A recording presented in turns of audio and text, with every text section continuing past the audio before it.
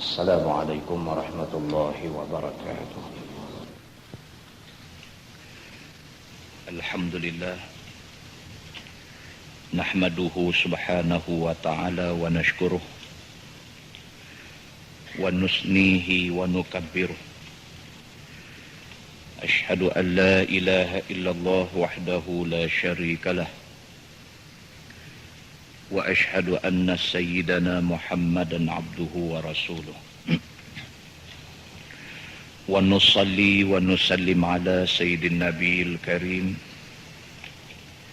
سيدنا وحبيبنا ومولانا محمدا الأمين وعلى آله وأصحابه أجمعين. أما بعد، أيها المؤمنون اتقوا الله أوصيكم وإياي بتقوى الله فقد فاز المتقون. Muslimin dan muslimat, mudah-mudahan dirahmati Allah Subhanahu wa taala. Kita menggunakan Bahrul Mazi jilid 8. Bahrul Mazi jilid 8. Kita sampai pada muka surat 171. Bahrul Mazi jilid 8 muka surat 171. Malam ni kita masuk satu bab baru. Dia kata bab ma jaa fi haqqi zauj 'ala al-mar'ah. Iaitu bab yang datang pada menyatakan hak suami atas isteri. Maksudnya apakah tanggungjawab isteri kepada suami dia. Ketahuilah saudaraku, dalam bab ini menerangkan apa-apa yang pasti ke atas perempuan bagi suaminya. Dia kata dalam bab ni dia nak cerita apa yang orang perempuan kena buat dekat suami. Satu daripadanya ialah taat isteri akan suami. Yakni pada apa kehendak suami yang ada atas dirinya, pada apa kelakuan dan pada mana masa. Nombor satu sekali orang perempuan mau ingat, dia kena taat dekat lelaki dia. Yang tu nombor satu.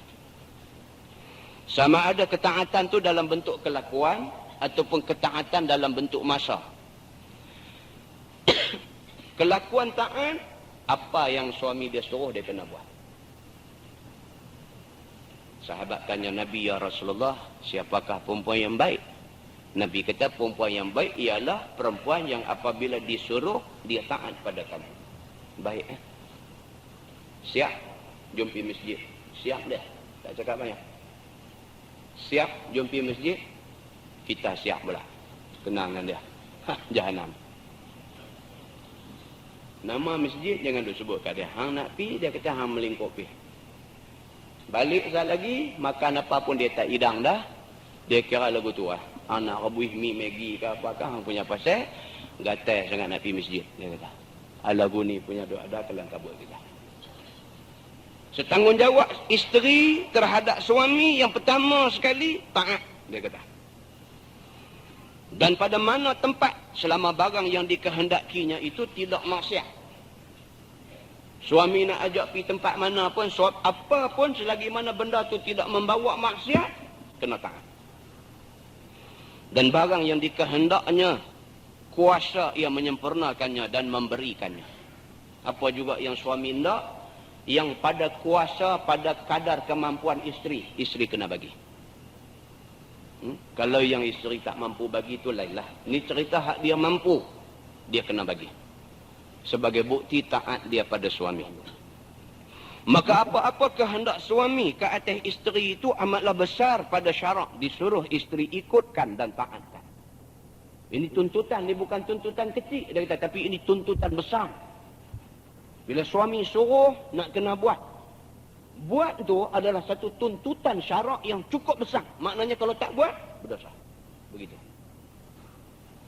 Sehingga datang hadis yang menunjukkan Allah Subhanahu wa ta'ala besarkan apa hak suami itu ke atas isterinya. Seperti hadis yang dikeluarkan oleh Imam At-Tirmizi. Katanya an Abi Hurairah radhiyallahu anhu.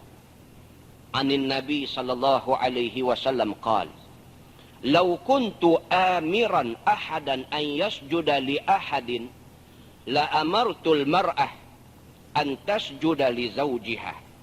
Diriwayatkan daripada Nabi sallallahu alaihi wasallam. Yang masyhur alimnya namanya Abi Hurairah radhiyallahu anhu. Katanya hadis ini daripada Nabi sallallahu alaihi wasallam. Iaitu telah bersabda Nabi, jikalau sekiranya aku mau suruh akan seorang sujud bagi seorang, nescaya aku suruh perempuan sujud kepada suaminya, dengan kerana besar budi suami ke atas isteri, manakala disempurnakannya. Coba tengok dia sebut di ujung tu, manakala disempurnakannya. Nampak? Kalau suami ni jenis menyempurnakan kerja dia, maka isteri wajib taat habis-habisan. Tapi kalau suami ni jenis mangkuk punya, ada juga suami jenis mangkuk, tak ada sakit, tak ada apa, duk makan titik peluh bini. Ada dalam masyarakat macam tu. Bukan kerana umur lanjut tak larat, bukan kerana tua uzak tak larat, bukan kerana sakit tak larat, tak ada apa. Saja suruh bini duk ambil upah menjahit, dia duk jahit duit saja. Ada? Hak jenis lagu ni jaga baik-baik sikit. Dia tak menyempurnakan tanggungjawab dia. Lalu dia sebut di sini, dia kata bagi perempuan yang ada suami, yang suami itu menyempurnakan tanggungjawab suami kepada isteri. Kalau sekiranya suami suruh buat apa-apa, dia kena buat. Bahkan kata Nabi SAW, kalaulah syariat Islam ini membenarkan manusia sujud kepada manusia, aku akan paksa isteri sujud pada suami, kerana besarnya tanggungjawab suami terhadap isteri dan keluarga. Itu dia. Kata At-Tirmizi, dan pada bab ini ada riwayat daripada Muaz bin Jabal dan Siraqah ibni Malik ibni Ju'shum dan Aisyah dan Ibni Abbas dan Abdullah ibni Abi Aufa dan Talq ibni Ali dan Ummu Salamah dan Anas dan Ibnu Umar. Dan katanya lagi, hadis Abu Hurairah itu ialah hadis yang hasan lagi gharib. Itu dia. Bukan satu hadis saja yang sebut macam tu, tapi banyak lagi riwayat lain oleh sahabat-sahabat lain yang menyebutkan hadis yang sama. Maknanya besar tuntutan orang perempuan supaya menunaikan tanggungjawab dia pada suami. Masalah, isteri menurut perintah suami itu apa sebab disuruh syarak. Ni dia nak terang pasal apa. Pasal apa yang agama suruh sangat bini taat pada suami. Kata dia, adalah perempuan itu satu jenis manusia yang lemah. Dia abang yang tu dulu. Orang perempuan ni lemah. Tunjuk kuat macam mana pun lemah. Saya duduk mengaji dulu, ada seorang pensarah tu. Satu hari main-main masuk kuliah. Dia kata hari ni berasa macam tak boleh mengajar. Dia kata pensarah universiti ni. Kenapa saya apa pula? Dia kata serabut. Anak saya baru hantar gambar mai. Anak saya duduk belajar di US. Dia kata di Amerika. Dia hantar gambar mai. Dia kata kamu nak tengok gambar? Dia bawa keluar gambar. Anak dia perempuan. Jadi bodybuilder. Tu dia punya duduk penaik badan. Subhanallah. Dia kata gambar ni sampai kemarin. Semalam saya tak boleh tidur sampai pagi. Duk takut tengok gambar ni. Apa nak jadi dengan budak perempuan ni seorang? Dia kata. Subhanallah. Ada juga orang perempuan teringin nak buat kerja lagu tu. Kan? Nak tunjuk kuat lah tu. Bukan apa. Nak tunjuk kuat. Pergi duk angkat berat. Duk penaik. Duk tunjuk muscle kembung kiri kanan lagu tu lagu ni. Tu semua karut lah. Agama kata dah di sini, dia kata orang perempuan ni tak sadut tunjuk kuat lah. Orang perempuan ni dia kata mereka ni adalah jenis manusia yang Allah jadikan mereka ni lemah. Tu yang dikatakan orang perempuan. Tabiat semula jadi mereka, memang Allah Subhanahu Wa Taala jadikan mereka ni sebagai manusia yang lemah. Maka dengan laki-laki itu jadi dapat pertolongan ia. Orang perempuan ni tak boleh hidup. Dia nak kena ada orang laki-laki. Nak tumpang berani, nak tumpang kuat, nak tumpang berlindung. Begitu. Susah orang perempuan kalau tak ada suami ni, susah. Yang orang duk sebut ibu tunggal ni pitanya depa susah depa ni. Dia ada waktu, dia ada masa, dia ada ketika nak kena orang laki-laki juga. Tak boleh orang perempuan duk kedah buat, tak boleh. Maka Allah jadikan orang laki-laki, dan orang laki-laki ini memberi pertolongan kepada orang perempuan. Dan tidaklah patut yang lemah itu dikepalakan. Itu dia. Dah kita mengaku kata orang perempuan ni memang tabiat kejadian dia lemah, maka tidak boleh orang perempuan ni dikepalakan. Apa maksud dia? Tak boleh jadi ketua. Tak boleh. Kan? Dia pun marah lah. Dia kata kami senioriti ada. Pasal apa tak boleh? Lepas tu dia pergi banding pula dengan orang laki-laki hak koro ni. Ada juga orang laki-laki tapi pergi jadi koro lagu mana tau. Bagi kerja tak boleh buat. Bagi yang nu tak sempurna. Bagi yang ni buat tak habis. Jadi lagu tu. Bila mai orang perempuan buat bagi kemas lengkap elok. Jadi dia duk buat contoh dengan kawan hak koro ni. Kita bukan kata semua orang laki-laki boleh jadi ketua. Kita nak orang laki-laki jadi ketua. Orang perempuan tak boleh jadi ketua. Jadi orang laki-laki hak koro pun tak boleh juga. Mau laki-laki hak kuat untuk jadi ketua. Kita mau lagu tu. Itu sebab mereka duk cadang fikir, kita buat SSB. SSB ni asal-asal tujuan kerajaan buatnya apa? Tujuan dia nak cari orang yang mempunyai potensial, mempunyai bakat untuk diketengahkan sebagai pemimpin. Tak boleh jalan. Nampak tak boleh jalan. Pasal apa? Nak merobohkan tembok senioriti ni susah. Susah. Mana boleh? Dia kata, aku tahun 72. Dia bawa keluar buah tu jahanam. Takkan nak bagi budak-budak ni? Dia kata, ni tahun berapa? Ni tahun 80 berapa ni? Aku 72. 72 pun koro. Bila kata marah lah. Bila tak kata duk jadi jahanam. Pasal apa? Dia tak boleh buat kerja. Tapi oleh kerana senioriti, kena bagi kat dia. Nampak? Sayyidina Umar Al-Khattab, bila nak hantar pasukan tentera pergi perang, Sayyidina Umar pesan dekat pasukan tentera ni, sama-sama hampa pilih seorang untuk jadi ketua. Maka di kalangan tentera yang nak kena turun perang ni, pilih satu orang budak muda untuk jadi ketua. Bila dibawa budak muda ni pi ke depan Sayyidina Umar, mereka kata, ya Amiral Mukminin, kami dah pilih dah ketua, inilah ketua kami. Umar tengok-tengok budak muda, dia lagu macam tak seronok. Sayyidina Umar ni, dia lagu macam tak seronok bila tengok, apa pergi ambil budak-budak. Dia kata, ambil lah yang senior sikit. Mereka nampak pada muka Sayyidina Umar tu macam tak seronok. Mereka tanya, pasal apa ya Amiral Mukminin? Kamu tak setuju kah? Sayyidina Umar tak kata dia tak setuju. Cuma dia tanya balik, tak ada ke orang lain yang lebih tua? Dia tanya macam tu. Budak ni pun tanya dia. Dia kata, ya Amiral Mukminin, adakah kerana aku mudah, maka aku tak layak pimpin tentera? Umar diam. Dia kata, kalaulah sekiranya tua menjadi ukuran untuk menjadi ketua dalam medan perang, aku nak bagi tahu kamu, ada lagi orang yang lebih tua daripada kamu untuk jadi khalifah. Dia kata, hai, Umar kata, ni nampak nak jengkai aku ni. Dia kata, kalau lagu tu hang pergi jadi ketua. Nampak? Kadang-kadang kita ni lagu tu ada cerita dia. Kan? Sayyidina Umar boleh jadi lagu tu. Kan? Boleh. Pertimbangan dia tu boleh jadi macam tu. Maka sememangnya pun kalau ada orang tua yang layak, maka orang tua lah lebih afdal. Tapi kalau dalam yang duk ada tu orang tua tak layak, yang ada orang muda layak. Orang muda perlu diberi peluang. Kerana Islam melihat pada kualiti kepimpinan, bukan Islam melihat kepada tua umur seseorang manusia. Yang ni satu benda yang kita nak kena bagi tahu. Muslimin dan muslimat yang dirahmati Allah sekalian.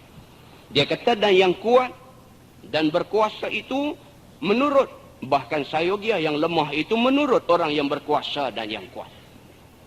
Dia kata sepatutnya orang perempuan dengan hal keadaan mereka, Tuhan memang jadikan mereka ni satu golongan manusia yang lemah, maka hendaklah mereka turut orang yang kuat. Orang yang kuat siapa? Orang laki-laki. Kuat? Orang laki-laki tentu kuat. Okay. Baik. Bukanlah kelemahan itu sahaja yang ada pada perempuan. Bahkan beberapa sifat laki-laki lain lagi banyak tidak ada pada perempuan. Bukan kita nak banding soal kuat saja, siapa boleh angkat batang nyok saja. Tapi banyak lagi sifat lain yang menyebabkan syarak letak orang laki-laki sebagai ketua. Quran dia main dalam ayat dia, a'udzubillahi minasyaitanirrajim, ar-rijal qawwamuna 'alan nisa. Qawwam makna dia pengawas ataupun pemimpin. Ar-rijal qawwam. Orang laki-laki ini dia mengawas dan memimpin 'alan nisa, ke atas orang perempuan. Tuhan dah beritahu dah. Ayat tu cukup jelas, cukup terang. Pasal apa? Allah kata bima faddalallahu ba'dahum 'ala ba'din. Kerana ada beberapa kelebihan yang Allah bagi kepada sebahagian ke atas sebahagian yang lain di kalangan manusia. Allah bagi kelebihan ke atas laki-laki, atas orang perempuan. Allah bagi kelebihan tu pada orang laki-laki lebih daripada orang perempuan. Maka oleh itu lelaki perlu menjadi pengawas dan ketua kepada orang perempuan. Baik, dia kata seperti kurang akal dan kurang keagamaan dan kurang pemerintahan dan lainnya. Orang perempuan dia kurang yang. Apa bukti orang perempuan kurang akal? Apa bukti dia? Bukti dia dari segi saksi. Satu saksi laki-laki menyamai dengan dua perempuan. Agama atok yang tu. Bukan Nabi Muhammad atok dah. Ini Allah atok yang ni. Oh tak setuju, kira komplain Tuhan lah. Kira lagu tu. Tuhan kata lagu tu, kita tak setuju. Amway. Tuhan kata amway, jahanam kita. Belum dia kata apa lagi, dia kata amway saja. Amway. Aku kata lagu, Tuhan kata lagu lain. Jangan cari pasal. Jangan cari pasal. Dengan bos kita di pejabat pun susah. Kan? Bos kita di pejabat. Dia kata, kerja ni mau serah kat dia 15 hari bulan. Kita kata kat dia 15 tak boleh, 30. Amboi. Amboi itu alamat statik lah kita. Itu baru bos manusia. Ini Allah Subhanahu wa taala. Allah tak buat silap. Dalam Quran Allah kata, la tabdila li khalqillah. Tidak ada salah pasang dalam benda yang Tuhan buat. Tak ada salah. Tuhan kata tak ada salah. Zero defect. Kan? Lah ni jabatan-jabatan kerajaan dengan slogan mereka. Zero defect. Maksudnya tak ada langsung. Silap ni tak ada langsung. Boleh tak kita buat kerja tak ada silap? Tak boleh. Mesti silapnya. Kawan yang duk suruh zero defect itu pun ada defect. Kan? Tambah kawan yang duk dengar ni. Lagi sakan punya defect. Tak boleh. Kita menyalahi tabiat manusia. Manusia mesti ada defect. Nak mengurangkan defect boleh. Nak bagi zero, impossible. Tak boleh. Tak boleh. Yang zero defect siapa? Allah Subhanahu wa taala. La tabdila li khalqillah. Tidak ada salah pasang dalam benda yang Tuhan buat. Tak ada. Kalau Allah buat alam ni dengan sunnatullah yang ada, maka tidak ada silap dia. Tuhan buat dalam dunia ni, Tuhan buat semua komplit. Tuhan buat pokok. Pokok akan mengeluarkan oksigen. Manusia akan ambil oksigen yang pokok bawa keluar. Manusia bawa keluar karbon dioksida. Pokok akan ambil balik karbon dioksida. Tuhan buat tu. Tuhan buat. Bukan dia jadi sendiri tak. Tuhan buat. Tak ada silap dalam benda yang Tuhan buat. Nah, muslimin dan muslimat yang dirahmati Allah sekalian. Jadi orang perempuan ni kurang akal.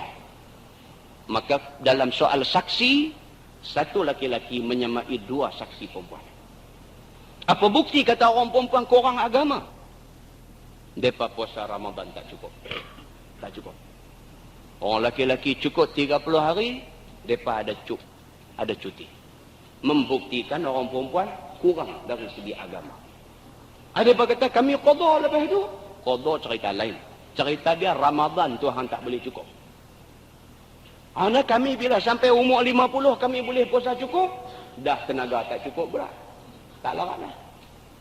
Dah tu punya doa dah. Cerita orang perempuan lemah. Terus duk marah kita. Cerita dia lagu tu. Terus duk rongkah kok ni dalam televisyen ni bagus punya duk keluar mai lah ni. Kalau buat wawancara ke, buat forum apa ke, masuk mai seorang hak wakil perempuan ni, satu macam punya duk melalak nak abang kata dia ni sama dengan orang lelaki. Yang ni semua orang tak baca Quran. Betul? Ni semua orang tak baca Quran. Kalau dia baca Quran, dia reti. Kata Tuhan dah bagi tahu dia macam tu. Dia kena terimalah. Pasal yang habang tu Tuhan dia. Tuhan dia yang habang tu. Bukan Tuhan orang lain. Orang nak bantah yang Tuhan yang habang. Begitu kita nak beritahu. Dan perintahan dan lainnya. Orang perempuan, kalau pergi lantik dia bagi jadi ketua merintah, dia mesti ada benda tak kena.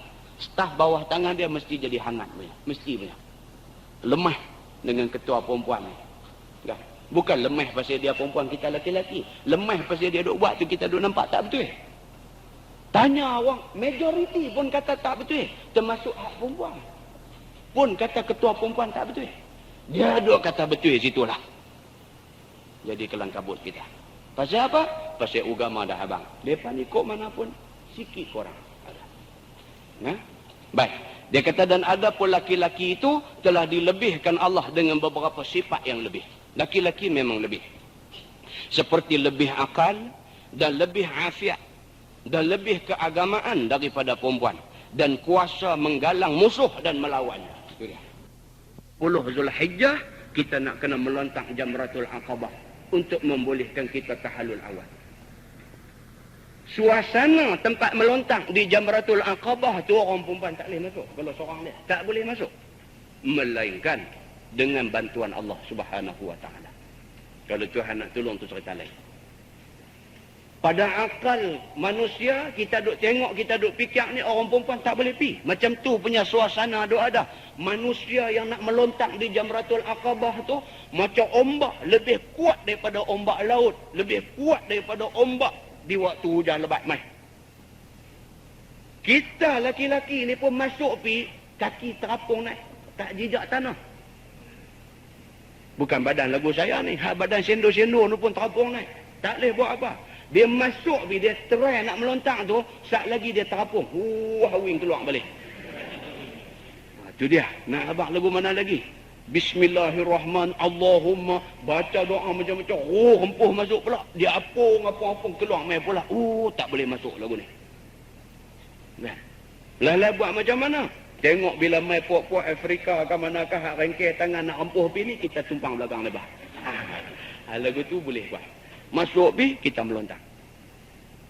Orang perempuan nanti sah. Kata kat mereka, hampa nanti sah. Tapi tunggu jauh-jauh noh. Selesai dah kita melontak Jamratul Aqabah, apa semua selesai, kita pergi bercukong, kita sudah tahallul awal.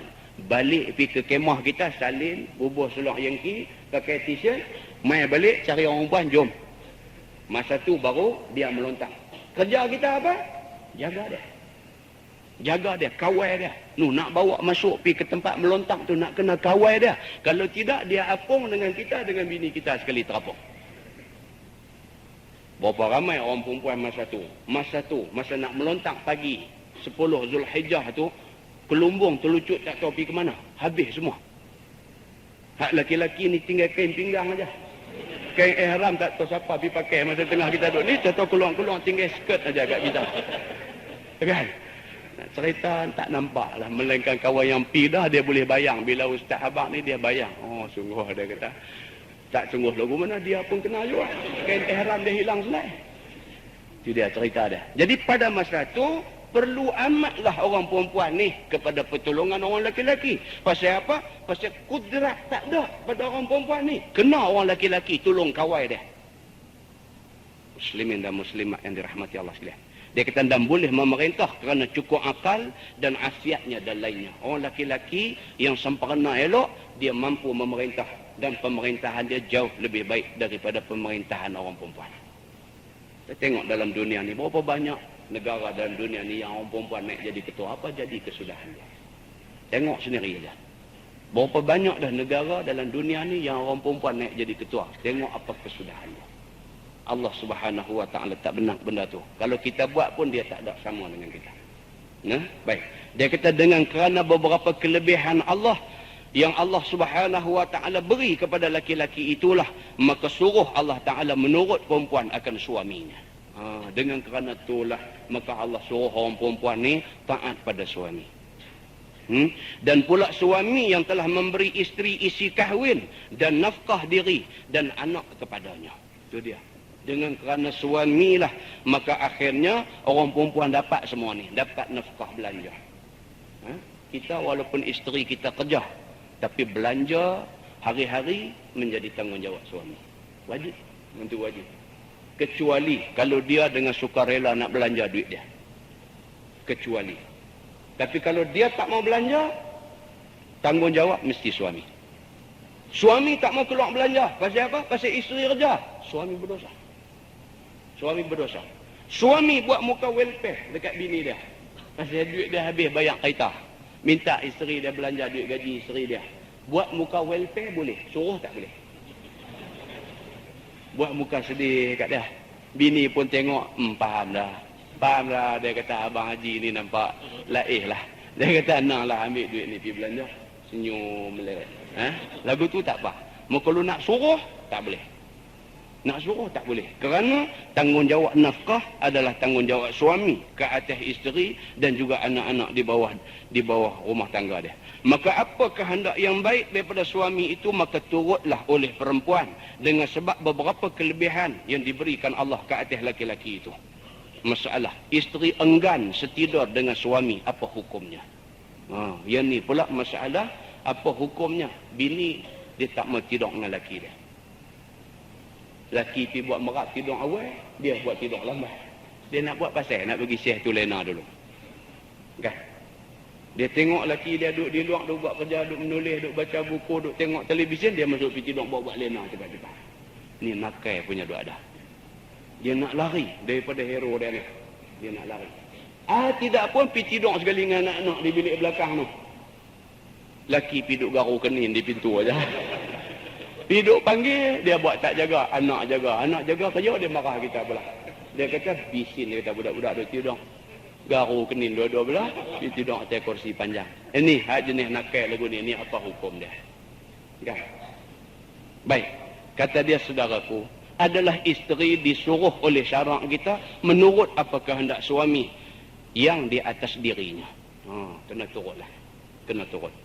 Maka jika sekiranya isteri itu tidak menurut kehendak suaminya setidur dan jima', maka berdosalah isteri itu. Dosa. Tapi kita hari ni, bila sebut dosa ni tak apa saja. Sebut dosa, tak ada apa. Suami dia kata, malam ni tidak awal. Nak merah kata. Malam ni tidak awal. Dia kata, gatai dah tua-tua. Dia kata lagu tu. Kita kata kat dia, tak boleh cakap lagu tu, berdosa. Dosa api. Tak ada apa dekat dia. Rupanya dosa ni tak ada apa-apa dekat dia. Dosa api. Kita nak kata apa? Ajak pergi mengaji, tak mau. Balik pasang kaset, dia tukang buang, dia pasang lagu Hindustan. Lagu tu punya duk jadi dekat bini kita. Macam mana nak buat dekat isteri yang macam ni? Baik. Dia kata, maka hendaklah isteri turut supaya kasih suaminya dan redha suka ia, melainkan kerana uzur, maka diharapkan maafnya. Itu dia. Apa tujuan syarak suruh isteri taat? Bila suami ajak tidur sekali ni, apa tujuan dia? Tujuan dia supaya lebihlah kasih suami pada dia. Macam tu. Kan? Ni duk hingga duk tak boleh saja duk tidur dengan anak semedang. Tahu syekh ni duk buat tak balik rumah. Apa hal pula syekh ni tak balik rumah? Tengok kaum people betul di Siam dah seorang lagi. Masa tu baru nak mengamuk, baru nak kerati periuk belanga semua, buat apa? Tak guna. Dah bukan nak ugut siapa-siapa, nak habang aja. Nak habang aja. Habis-habis sangat melanggar undang-undang enactment keluarga Islam saja. Dari segi syarak salah dah? Tak salah. Saya bukan kempen. Tapi saya nak habang, kata dari segi syarak tak salah. Kan? Dari segi syarak tak salah. Kita buat ikut kehendak syarak betul-betul, tak salah. Dan suami ni kalau sekiranya isteri dia layan elok dan sebagainya, melimpah-limpah kasih sayang dekat isteri dia, dia nak pergi cari lagi seorang pun dia fikir banyak kali. Banyak kali fikir. Kesiannya, sat lagi kecil hati dia ni, sat lagi lagu mana. Kalau dia nak sungguh-sungguh pun, dia habang dulu elok-elok. Dia kata, ni nak cakap ni jangan marah nah. Kau ni dah nak serang tajuk dah, ni pelik dah. Ni cara buka tajuk ni pun pelik dah. Tengok dulu tajuk apa dia kata. Nak tahu marah tak marah. Kita tetap paling kali abang. Kan? Lagu tu punya doa dah. Dia abang dulu. Pasal apa dia abang dulu? Pasal dia tahu bini dia sungguh-sungguh punya khidmat dekat dia. Lagu tu. Ni satu macam punya duk jual mahal kat dia. Cermat sikit dia kata. Aku tadi banyak kawan aku dia dah. Dia pergi abang lagu tu. Tu semua nak jadi rosak kita. Kan? Jadi yang ni bukan apa, agama bagi pesan. Jadi kita mau ingat-ingat benda ni. Maka hendaklah isteri itu turut supaya kasih suami dan redha suami dan suka suami kepadanya, melainkan kerana uzur. Tak dapat, tidaklah dia uzur misalnya.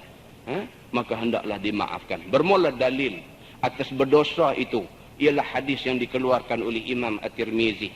An Talq bin Ali radhiyallahu anhu qala Rasulullah sallallahu alaihi wasallam, "Idza ar-rajulu da'a zawjatahu li hajatihi falta'tih wa in kanat 'ala at-tannur." Maksudnya diriwayatkan daripada seorang sahabat Nabi sallallahu alaihi wasallam namanya Talq ibn Ali radhiyallahu anhu. Katanya telah bersabda Nabi sallallahu alaihi wasallam, apabila seorang suami mengajak isterinya kerana menyempurnakan hajatnya, yakni mau jima' dengan dia, maka hendaklah isteri itu datang mendapatkan suami, dan jika ada isteri itu di atas dapur roti sekalipun. Itu dia. Maka kata Abu Isa At-Tirmizi, bermula ini hadis hasan lagi gharib. Maka menunjuklah hadis itu dituntut sungguh-sungguh ikutkan kehendak suami apabila dia hendak jima', walau kana di mana-mana tempat dan masa dan mana tempat sekalipun. Jikalau dia dalam kerja berat sekalipun, maka memperkenankan kehendak suami itu lebih aula. Tak kira masa. Waktu mana sekalipun, tengah malam ke, tengah hari ke, tengah sibuk ke, apa sekalipun, maka hendaklah disempurnakan kehendak suami itu. Ini basic yang ada dalam agama, asas pada dasarnya begitu. Tetapi syarak tak suruhlah laki ni hidup jadi lagu rebau lapak ayam tu. Ya. Syarak pun tak suruhlah. Suami ni janganlah sampai tak guna akal. Suami ni janganlah sampai nafsu mengendalikan hidup dia. Tak mau macam tu. Tapi pada dasarnya kalau suami nak, kena available bila-bila masa. Begitu. Tapi suami, dia bagi ingat, janganlah sampai tak mau nak jadi orang dah kita ni. Tak mau macam tu. Jadi biarlah kita bertolak ansur setengah, isteri pun bertolak ansur setengah. Begitu. Bila dua-dua orang ni main mengaji kelang lama, insya-Allah dia tak jadi tak tahuan macam tu. Hadut jadi ni macam-macam. Ada yang marah ke bini. Semata-mata kerana yang tajuk kita duk baca malam ni. Marah ke bini, dia ambil tu.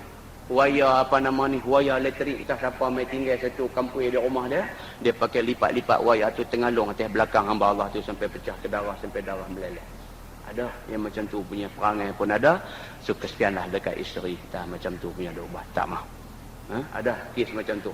Agama ni dia tidak menyokong secara membuta tuli orang lelaki-lelaki ni. Hak bagus dia kata bagus, hak baik dia kata baik. Hak menjadi keperluan orang laki-laki, orang perempuan kena tunai, dia habaq lagu betul-betul. Tapi kalau sekiranya orang laki-laki sampai lupa daratan, sampai nak memperhambakan bini dan sebagainya, agama pun tak suka macam tu punya cara. Muslimin dan muslimat yang dirahmati sekalian. Masalah dia kata isteri menurut apa kata suami itu, apa kelebihannya? Apakah kelebihan dan kebaikan isteri taat pada suami? Kata Imam Al-Ghazali rahimahullahu ta'ala di dalam syarah Ihya Ulumuddin, dan sesungguhnya telah datang beberapa hadis yang banyak dan asar yang masyhur bagi membesarkan hak suami atas isterinya itu. Asar maknanya riwayat sahabat. Sahabat buat riwayat tu dia panggil asar. Telah datang banyak di dalam hadis dan di dalam riwayat sahabat yang masyhur yang membesarkan hak suami ke atas isteri, yang nak bagi tahu kata isteri ni kena khidmat sungguh dekat suami. Maka barang siapa menyempurnakan hak itu, maka masuk syurga ia serta orang-orang yang dahulu masuknya. Itu dia aja. Ganjaran yang dia nak bagi tahu tak ada lain selain daripada syurga lah ganjaran dia. Syurga ni hadislah. Itu yang kita nak pun. Dan orang perempuan yang menyempurnakan hak suami, maka dia mendapat ganjaran syurga daripada Allah. Sebagaimana hadisnya telah dikeluarkan oleh At-Tirmizi dengan katanya an Ummi Salamah radhiyallahu anha qalat qala Rasulullah sallallahu alaihi wasallam ayyuma imra'atin matat wa zawjuha anha radin dakhalatil jannah. Diriwayatkan daripada seorang isteri Nabi sallallahu alaihi wasallam yang masyhur namanya Ummu Salamah radhiyallahu anha. Katanya telah bersabda Nabi sallallahu alaihi wasallam, barang mana perempuan yang mati ia padahal suaminya suka dan redha daripadanya, nescaya masuk ia akan syurga serta dengan orang-orang yang dapat kemenangan lagi masuk syurga dahulu daripada sekalian orang. Itu dia. Dan kata At-Tirmizi, hadis ini hasan lagi gharib. Dan hendaklah taat wahai sekalian isteri akan suami supaya dapat sebesar-besar balasan bagimu kepada Allah Subhanahu wa taala. Lagi sekali hadis mai cerita dekat kita bahawa sesungguhnya orang perempuan kalau taat dekat suami mati dulu pada dia. Suami mati itu dalam keadaan suami redha dengan bini ni. Suami mati ni hal keadaan dia lapang dada dengan isteri dia. Nabi kata tak ada lainlah janji Allah kepada wanita yang menjadi isteri hamba Allah ni melainkan syurga sahaja ganjaran bagi dia. Kita duk abang banyak kali dah. Orang perempuan ni sebenarnya dia tak gaduh duk fikir masalah negara, masalah apa ni tak gaduh lah. Fikir nak jaga laki dia rumah. Yang tu. Ni mai duk fikir masalah pejabat. Sampai balik mai ke rumah, sampai duk buat kerja pejabat, sampai laki tidur atas semen pun tak sedang dah. Sampai sejuk dada atau kena lemah jantung dengan kerana duk tunggu bini duk buat kerja pejabat ni semua kawan. Balik mai rumah pun sembang dengan laki ni tak sembang tajuk keluarga langsung. Tak sembang tajuk keluarga, tajuk anak-anak ni tak sembang. Duk sembang tajuk pejabat dia aja. Sampai nak lemah laki dia. Lagu ni bukan kerja orang perempuan lah. Orang perempuan kalau nak kerja pun patut padan. Kerja. Balik mai rumah, kita punya kerja di rumah kita. Apa pun jaga suami, jaga anak-anak. Yang tu Tuhan tanya kita. Hang punya kerja pejabat Tuhan tak tanya. Tapi kerja kita ni layan suami dengan jaga anak. Yang ni Tuhan tanya. Yang ni tak selesai, sana dapat pangkat tinggi mana pun tak selesai kita di depan Allah Subhanahu wa taala. Ni cerita orang perempuan. Jadi depa kena insaf keadaan ni. Dan satu lagi hadis yang tersebut di dalam Ihya Ulumuddin. Katanya qala Rasulullah sallallahu alaihi wasallam, "Iza sallat al-mar'atu khamsaha wa shamat syahraha wa hafizat farjaha wa ata'at zawjaha dakhalat jannata rabbiha." Artinya telah bersabda Nabi sallallahu alaihi wasallam, apabila sembahyang seorang perempuan itu akan 5 waktu dan puasa ia akan puasa bulan Ramadan, maka sekalian hari yang tiada ia haid dan tiada ia nifas, semayang elok-elok, puasa elok-elok pada hari yang dia tidak datang haid, dan memelihara ia akan farajnya daripada segala yang haram. Dia jaga diri dia daripada terlibat dengan orang yang tidak sesuai bagi dia. Dia dah ada suami di rumah, jangan duk buat sumbang dengan orang lain di luar rumah. Dan taat ia akan suaminya pada katanya dan pada kehendaknya yang tiada maksiat. Nescaya masuk ia akan syurga Tuhannya. Orang perempuan yang tu aja nak jaga. Yang tu aja nak jaga. Apa dia? Yang pertama, salat. Jaga semayang. Waktu kita suci, semayang jangan tinggal. Bila kita bersih daripada suci, qada satu waktu semayang yang sebelum tu. Kerana bimbang, takut-takut kita dah bersih pada masa tu tapi kita tak semayang lagi. Qada satu semayang yang sebelum dia. Kemudian puasa bulan Ramadan, puasa elok-elok. Hari yang kita was-was dan sebagainya, dia anggap sebagai hari kita tak puasa. Esok bayang balik. Buat bagi elok-elok benda-benda ni semua. Kemudian, jaga kehormatan diri dia. Waktu suami tak ada, suami pergi kerja dan sebagainya, ataupun dia pergi kerja di tempat kerja, dia kena jaga kehormatan diri dia. Kalau dia pelihara semua benda-benda ni, Nabi kata apa? Masuk surga dia. Macam tu aja. Muslimin dan muslimat yang dirahmati Allah sekalian. Dia kata jika sekiranya telah dijauhkannya daripada sekalian dosa yang besar-besar, ataupun taubat ia akan sebagai taubat yang sahihah, ataupun Allah maafkan daripada sekalian kesalahannya dengan kurnia Allah Subhanahu wa taala, maka syurga itu layak bagi dia. Kalaulah dia ada salah sikit sebanyak, dia jaga yang terbaik dah dengan suami ini. Tapi kita tak boleh zero defect, tak boleh. Kita mesti ada sikit sebanyak silap, suami kecil hati.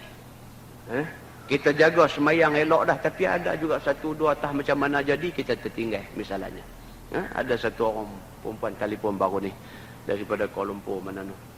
Telefon mai, ustaz nak tanya ni tentang macam saya ni, macam yang kita tinggal lama-lama, ustaz, macam mana? Saya kata tinggal apa? Dia kata tinggal segala-gala. Mayang tinggal, puasa tinggal, apa semua tinggal lah. Dia kata. Lah ni umur berapa? Tanya. Dia kata lah ni 40 lebih lah. Agak-agak tinggal berapa tahun? Okey, saya ada tanda ni semua ni saya dah. Ni dah Ustaz nak minta Ustaz buat calculation bagi kat saya aja. Berapa fidyah puasa saya kena bayar, berapa hari puasa saya nak kena bayar, apa semua. Okey, saya kata agak-agak tinggal berapa lama? Katalah 20 tahun dia dah. Allahu Akbar. Terkejut kita. Katalah 20 tahun. Subhanallah. 20 tahun tinggal. Kata takkan sampai 20, kira 10 sudahlah saya kata. Tak boleh kira 10, masa benda 20 dia kata. Tu dia. Masyarakat yang duk ada lah ni. Masyarakat yang duk ada lah ni hak tak peduli semayang bang, aurat ni tak usah kira lah. Ni semayang ni. Kira orang Islam ni kalau tinggal semayang ni habis punya mangkang lah. Tak tutup aurat ni satu bab dah. Tinggal semayang ni kira habis. Tak berasa nak semayang. Waktu semayang tu lah dia baru nak keluar start kereta pergi pasar malam. Rumah bukan jauh dengan surau di taman tu. Taman perumahan tu. Rumah dia dengan surau tu duk nampak tu. Duk nampak surau, duk nampak kot celah tingkap orang duk bang tu. Duk nampak waktu maghrib orang duk bang tu. Dia boleh keluar rumah pakai seluar Hawaii. Dengan bini dia naik kereta. Kawan sebelah rumah dia yang mana? Samalam tak? Lagu tu punya duk ada di taman kita. Lagu tu punya duk ada di taman kita. Kita pergi tegur, cari gaduh. Orang tengah duk bang di atas surau. Pagi-pagi semayang subuh. Dia boleh merentak soket mikrofon ni. Pecah soket tu. Nak buat apa kada? Nak buat apa kada? Dia rentak tu, pecah soket tu. Hampa nak buat apa kada? Lagu tu punya duk ada. Minta doa kat Tuhan lah kita ni. Ya Allah, bukalah pintu hati dia. Bukalah pintu hati dia, Ya Allah. Maki dia pun tak ada guna. Kita isytihar dia jadi musuh kita pun tak ada guna.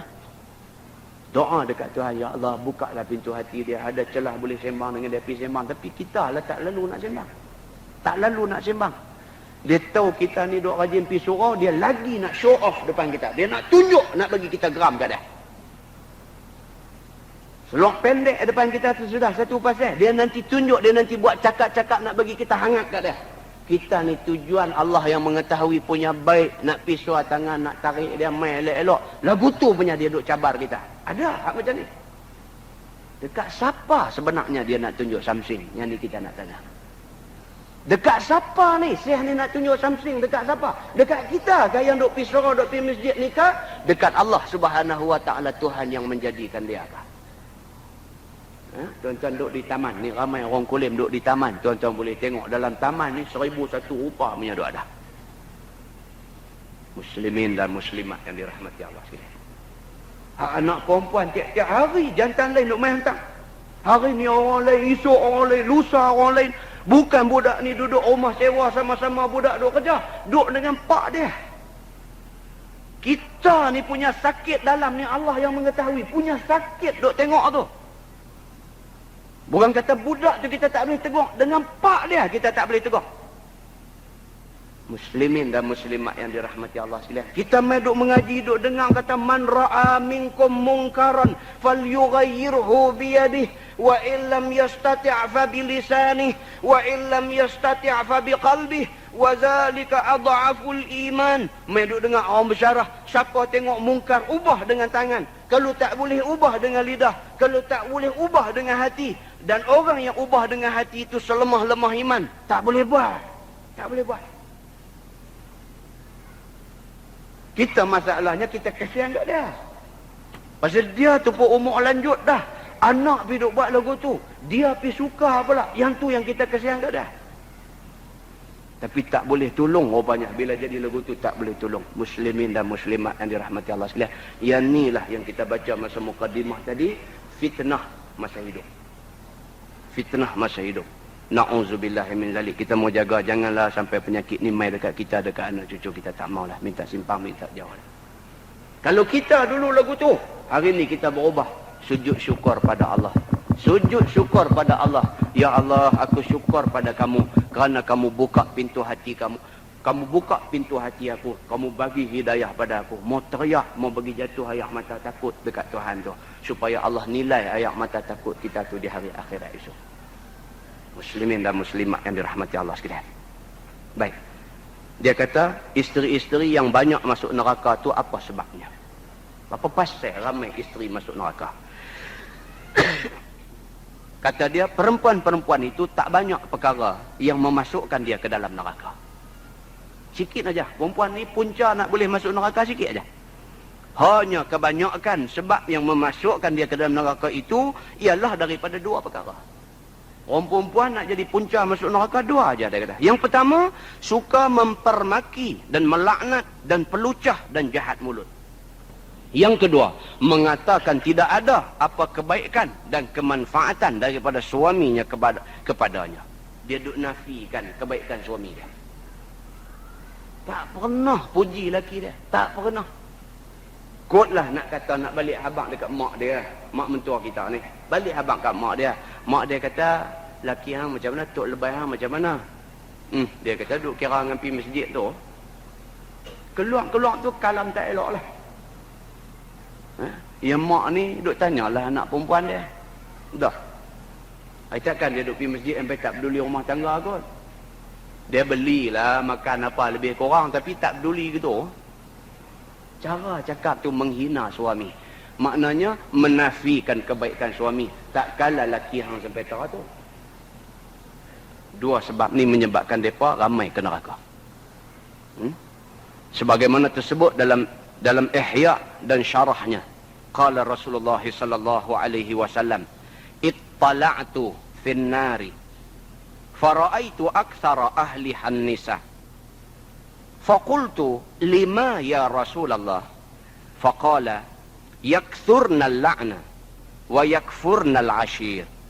Artinya telah bersabda Nabi sallallahu alaihi wasallam, telah aku lihat di dalam neraka pada malam Mi'raj, maka aku nampak kebanyakan isinya perempuan. Nabi semasa Isra' dan Mi'raj dibawa ke hadapan neraka. Nabi tak masuk neraka. Dibawa ke hadapan neraka, diangkat hijab. Nabi nampak isi neraka. Nabi kata, bila aku tengok, nampak kebanyakan perempuan dalam neraka. Maka kataku, yakni bertanya seorang kepada sahabatnya, kerana apa begitu ya Rasulullah? Seorang sahabat tanya Nabi, pasal apa orang perempuan ramai ya Rasulullah? Sabda Nabi, sebab pun perempuan-perempuan itu banyak, maka mereka itu mengutuk dan menghamun. Mereka ni ramai di neraka, pasal mereka suka duk kutuk, duk hamun suami mereka. Sangat pelucah mulut dan tidak mau sabar atas satu perkara, melainkan apabila tak kena apa suatu perkara dalam hatinya daripada perbuatan siapa-siapa juga, maka lekah ia mengutuk, memaki, bukanlah ia diam atau berkata dengan perkataan yang baik. Tak boleh silap sikit maki. Sampai anak pun dia maki. Oh, yang ni kita tak mahu. Anak tu dia maki. Ada mak sanggup katakan anak dia anak haram. Anak siapa? Anak hang. Hampir katakan anak haram. Anak dahaka lah. Kata ikut sedap mulut nak keluar. Kalaulah dia kata tu kena masa Allah mustajab kata dia. Jadi doa kata-kata dia. Jahannam anak dia. Lagu tu aja. Sebagai mak ni lebih-lebih lagi lah mulut kena jaga.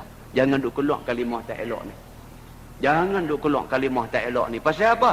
Hidup mati pun tu anak kita. Hidup mati pun tu anak kita. Jangan kita piduk kata lebih kurang yang boleh menghuduhkan lagi dia. Apatah lagi takut kalau masa tu jadi masa Allah mustajabkan doa dia, rosak binasalah seorang anak dia. Tak mau macam tu. Dan satu lagi, tidak mengatakan ada apa kebaikan dan kemanfaatan suaminya. Yakni jikalau diberi oleh suami akan isterinya nafkah dan kiswah pakaian, dan tempat tinggal yang sekadar upayanya, dan bermesra manis, tidak sentiasa bengkeng, dan tidak membaikkan tadbir baginya oleh suaminya, maka semuanya itu dikatakannya tidak ada apa baik pada suaminya. Suami ni punya jagalah, tak mau bengkeng. Bahasa Kelantan. Bekeng. Bekeng ni maknanya kira perungui lah. Lagu bahasa kitanya perungui. Oh, dia kata mu bekeng. Bekeng tu kira perungui. Tak makan saman. Laki ni perungui. Tapi punyalah duk jaga depan bini ni. Duk jaga. Tak mau nak tunjuk perungui tu. Bini duk kata perungui situ. Walhal dia jaga dah. Dia kontrol dah. Tak mau nak nampak perungui tu. Bini duk kata dia perungui situ lah. Ni. Bini yang nak masuk neraka. Dan tidak sekali-kali dikenangnya dan syukur ia atas sekalian perkara tu. Tak pernah kau kata nak terima kasih, tak pernah. Ada dah. Baik suami, baik isteri, dia bakhil dengan ucapan terima kasih. Ada? Dah. Pagi-pagi nak pergi kerja, bini tolong setrika baju. Setrika baju bagi. Sebut dah terima kasih. Kan? Kalau sebut bini pula terkejut.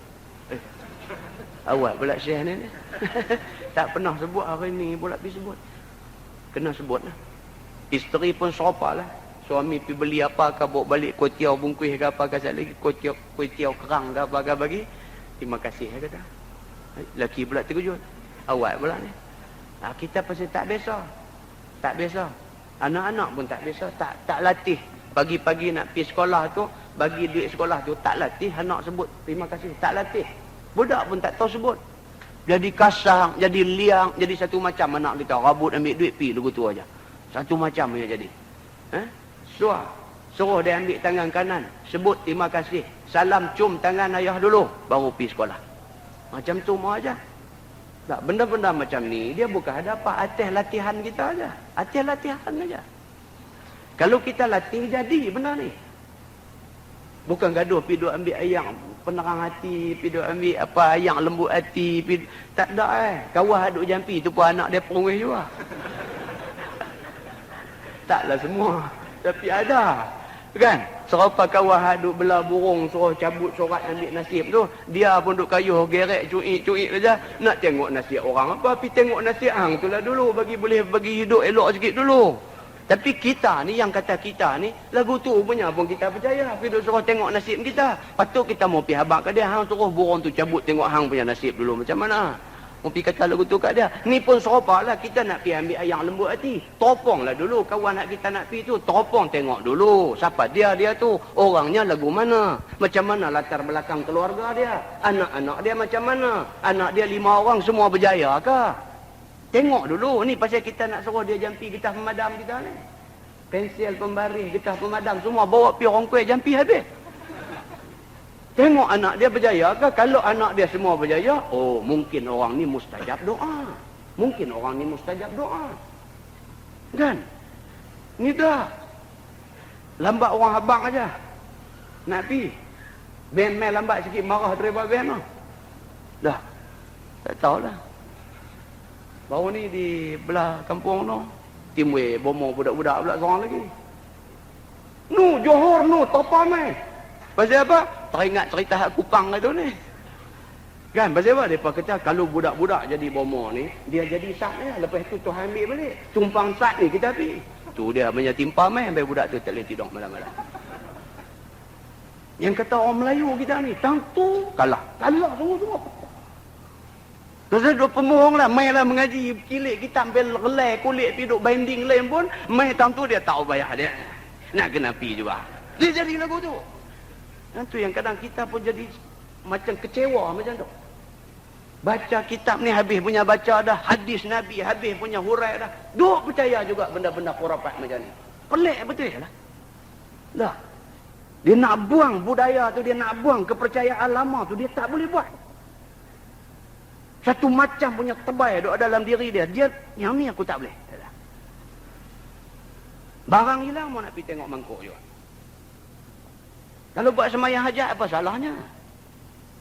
Kalau buat semayang hajat, apa salahnya? Kita nak minta dekat Allah. Melainkanlah yang kita pergi minta tolong tu satu orang yang alim, yang warak, yang saleh, yang nampak makbul doa dia. Bukan pergi suruh dia tengok tentang mana. Suruh dia tolong doa dekat Tuhan supaya Allah Subhanahu Wa Taala lembutkan hati kawan yang curi barang tu mai hantar balik. Lagu tu tak salah. Muslimin dan muslimat yang dirahmati Allah sekalian. Nah. Baik, dia kata jauh sekali dipujinya dengan kerana banyak perempuan itu demikian, maka banyaklah pula mereka itu masuk neraka. Nak puji suami ini jauh sekali. Terima kasih pun payah nak puji. Kan? Yang ini kita tak mahu. Sebagaimana datang satu hadis yang dikeluarkan oleh sahibut targhib wa tarhib. An Abdullah ibn Amr radhiyallahu anhuma. An Rasulillah sallallahu alaihi wasallam qala: La yanzurullahu tabaraka wa ta'ala ila imra'atin la tashkuru li zawjiha wa hiya la tastaghni anhu. Diriwayatkan daripada seorang sahabat Nabi sallallahu alaihi wasallam yang masyhur alim dan juga penulis wahyu Nabi sallallahu alaihi wasallam, namanya Abdullah bin Amr radhiyallahu anhuma. Katanya hadis ini daripada Nabi sallallahu alaihi wasallam. Sabdanya, tiada dipandang Allah Taala akan sebagai pandang rahmat kepada perempuan yang tiada syukur ia bagi suaminya. Maknanya tak ucap terima kasih pada suami. Yakni tidak mengaku belah dan ihsan suami dan tidak puji akan dia dan mengenang akan budi memberi nafkah dan sebagainya akan dia, padahalnya perempuan itu tidak kaya daripadanya, yakni tidak boleh lepas daripada menuntut nafkah dan sebagainya daripada suaminya itu.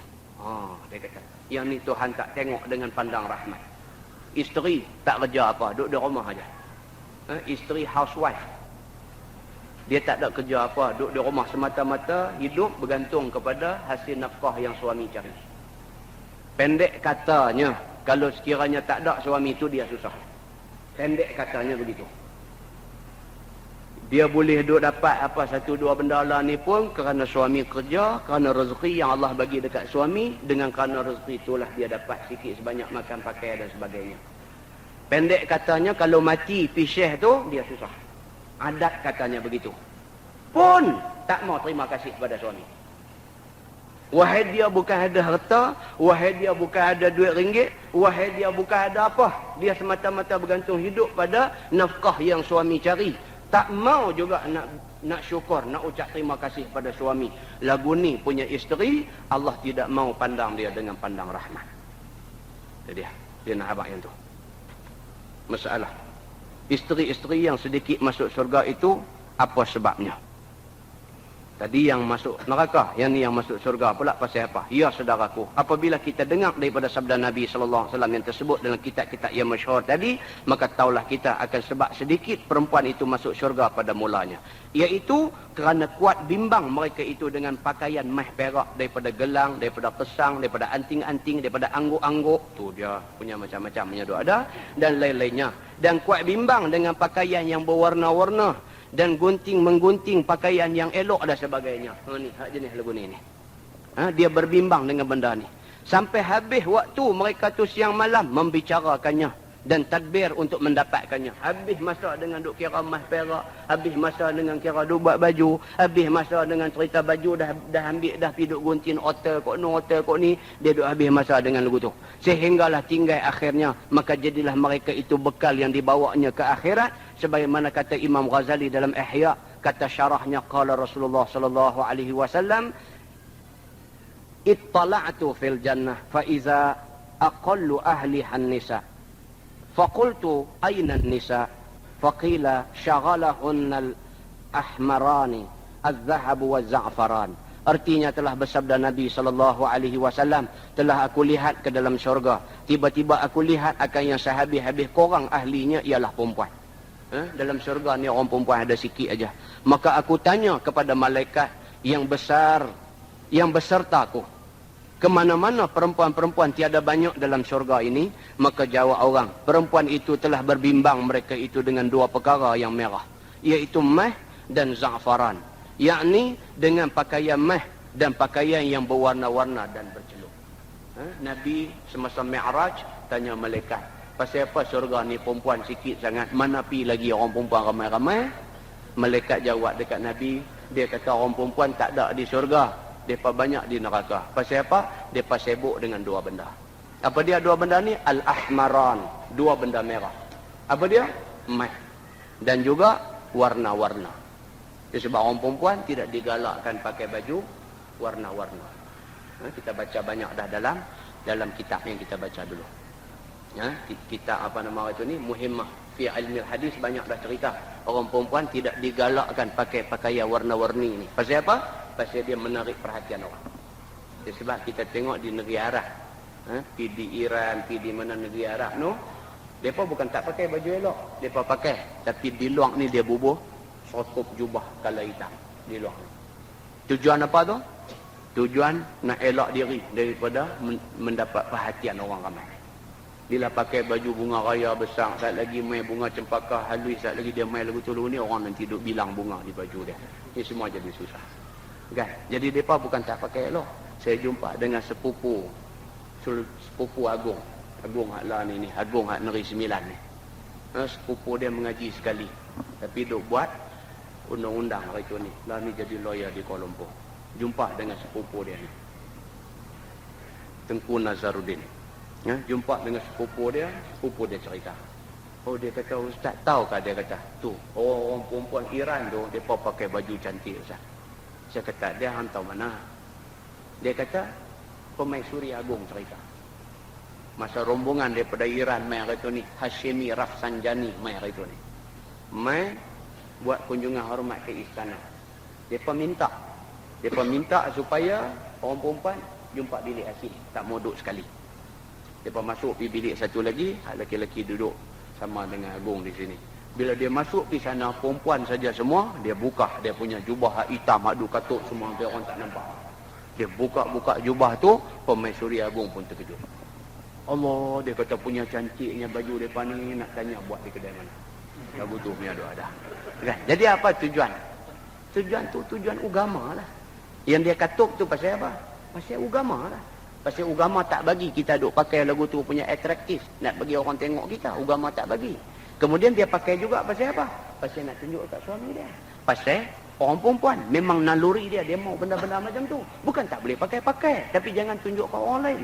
Pakai, tunjuk kat suami. Waktu duduk dalam rumah yang mahram adik-beradik semua pakai macam tu.